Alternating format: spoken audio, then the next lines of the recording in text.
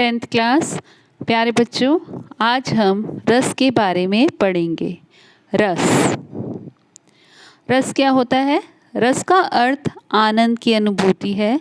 जब हम काव्य को पढ़ते हैं, किसी भी कविता को पढ़ते हैं या सुनते हैं, जिस आनंद की अनुभूति होती है तो उसे रस कहते हैं। और जो भावनाएं हमारे हृदय में बहती हैं उसी को रस कहते हैं, चाहे वो अच्छी हैं या बुरी हैं। रस को काव्य की आत्मा या प्राण तत्व माना जाता है। मनुष्य में अगर आत्मा नहीं है तो हम क्या कहेंगे? जब उसके अंदर आत्मा नहीं रहती तो हम कहते हैं ना, ये जिंदा नहीं है। उसी प्रकार अगर काव्य में रस नहीं है तो उसे नीरस माना जाएगा।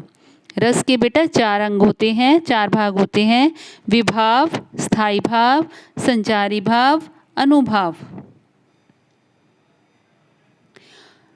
मान लो आपने भूत देखा, ठीक है? भूत देखा तो भूत क्या हुआ? विभाव हो गया। और भूत देखकर आपके मन में क्या हुआ? क्या हो गया? भय लगा आपको, है ना? डर लगा। तो डर क्या हो गया? हमारा स्थायी भाव हो गया। मन में क्या हुई? भूत को देखकर उथल पुथल, है ना? हमें उथल पुथल होने लगी, तो ये हो गया हमारा संचारी भाव। और अब हमने शारीरिक क्रिया की। अब मैं सोच रही हूँ कि अरे भाग जाऊं भूत को देखकर, यार यहीं पे हनुमान चालीसा पढ़ूं, है ना? क्योंकि कहा भी गया है हनुमान चालीसा पढ़ने से भूत नहीं आते, भूत पिशाच निकट नहीं आवे, रामदूत जब नाम सुनावे, है ना? तो ये हो गया अनुभाव। और स्थायी भाव 9 हैं, इसीलिए इन्हें हम क्या कहते हैं? नवरस कहते हैं, यानी कि 9 रस। अब देखिए रस और उनके स्थायी भाव क्या हैं बेटा। जब ये रस आते हैं तो कौन से भाव आते हैं हमारे मन में? फर्स्ट है श्रृंगार रस। इसका स्थायी भाव होता है रति, यानी कि प्रेम का भाव, जब हमारे मन में प्रेम आए। दूसरा है हास्य रस। इसका स्थायी भाव है हास, यानी कि हंसना। वीर रस, वीर का स्थायी भाव हो गया उत्साह। करुण का स्थायी भाव शोक, दुख। शांत का स्थायी भाव निर्वेद। अद्भुत का स्थायी भाव विस्मय, यानी कि हैरानी। भयानक का स्थायी भाव भय, डर। रौद्र का गुस्सा, क्रोध। विभत्स का स्थायी भाव जुगुप्सा, यानी कि घृणा। और वात्सल्य स्नेह, भक्ति देव अनुराग, यानी कि ईश्वर के प्रति प्रेम। सबसे पहला है श्रृंगार रस। ये सबसे इम्पॉर्टेंट है, सबसे महत्वपूर्ण रस श्रृंगार रस। श्रृंगार रस का स्थायी भाव रति है, यानी कि प्रेम है। नायक नायिका में रति या प्रेम का भाव। इसमें हम किसी के सौंदर्य, सुंदर वन, बसंत ऋतु या प्रकृति, संयोग वियोग, इन सब को लेकर जो भाव उत्पन्न होंगे वह श्रृंगार रस में आएंगे। जैसे बसो मेरे नैनन में नंदलाल, क्या है? इसमें कृष्ण के लिए बोला गया है, तो इसमें कौन सा रस है? श्रृंगार रस। और दूसरा है इसी बावरे से मिलने को डाल रही हूँ मैं फेरा, इसमें श्रृंगार रस है। वात्सल्य और भक्ति रस श्रृंगार रस के अंतर्गत आते हैं, लेकिन अब इनको अलग से भी माना जा रहा है, वात्सल्य और भक्ति रस। दूसरा है हास्य रस। हास्य रस का स्थायी भाव है हास, हंसना। वेशभूषा, वाणी, शारीरिक बनावट देखकर जब हंसी का भाव उत्पन्न हो, हास्य का भाव उत्पन्न हो, तो उसे हास्य रस कहते हैं। जैसे बुरे समय को देखकर गंजे तू क्यों रोए, किसी भी हालत में तेरा बाल ना बाका होए। ये सुनकर, ये पढ़कर हमें क्या हो रहा है? हंसी आ रही है, तो इसमें कौन सा रस हुआ? हास्य रस। अगला है वीर रस। वीर रस का स्थायी भाव होता है उत्साह। कठिन काम को करने के लिए मन को तैयार करना, तो उसमें क्या होता है? वीर रस। जैसे वीर तुम बढ़े चलो, धीर तुम बढ़े चलो, सामने पहाड़ हो, सिंह की दहाड़ हो, इसमें कौन सा रस आया? वीर रस। अगला है करुण रस। करुण रस का स्थायी भाव शोक।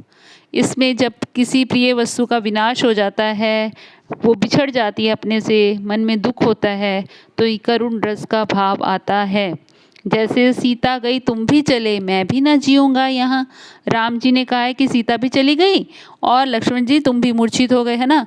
तो अब मैं यहाँ पर कैसे जीऊँगा? इसमें कौन सा रस हो गया? करुण रस। अगला है शांत रस। इसका भाव है निर्वेद। निर्वेद का मतलब उदासीनता, ना खुशी न गम, उदासीन, शांत। जैसे जब मैं था तब हरी नहीं, अब भरी हैं मैं नाही, इसमें हो गया शांत रस। अगला है अद्भुत रस। इसका स्थायी भाव आश्चर्य, हैरानी। किसी व्यक्ति या वस्तु को देखकर जब मन में हैरानी होती है तो अद्भुत रस होता है। जैसे देख यशोदा शिशु के मुख में सकाल विश्व की माया, क्षण भर को वे बनी अचेतन, हिल न सकी कोमल काया। जब यशोदा जी ने कृष्ण के मुंह में सारा ब्रह्मांड देख लिया तो उनको इतनी हैरानी हुई कि वो अपनी जगह से हिल भी ना पाई। तो इसमें कौन सा आ गया रस? अद्भुत रस। अगला है भयानक रस। इसका स्थायी भाव है डर या भय।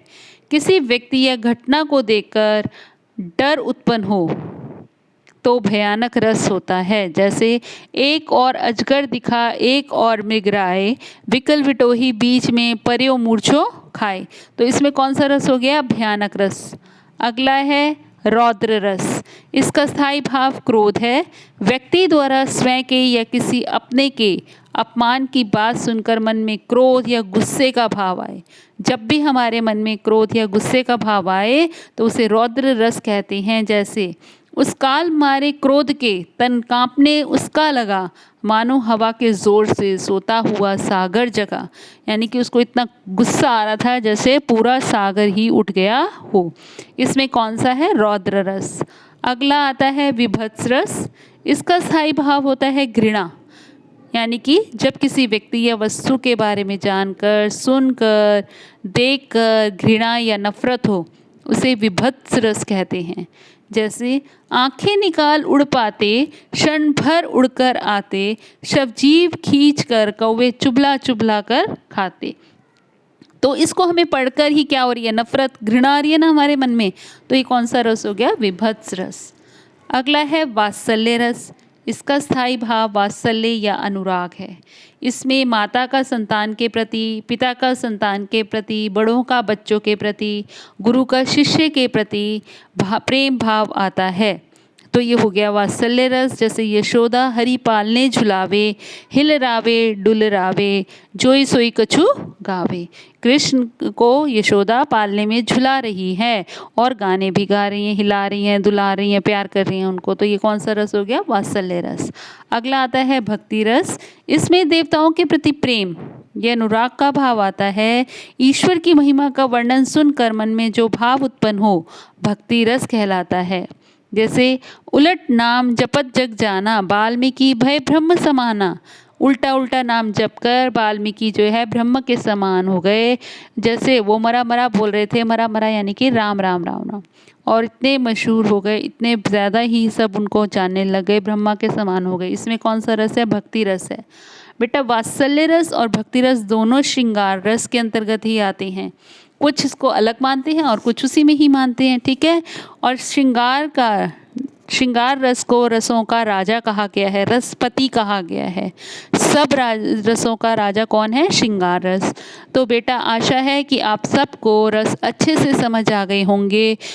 अब एग्ज़ाम्स में आपकी कोई गलती नहीं होगी।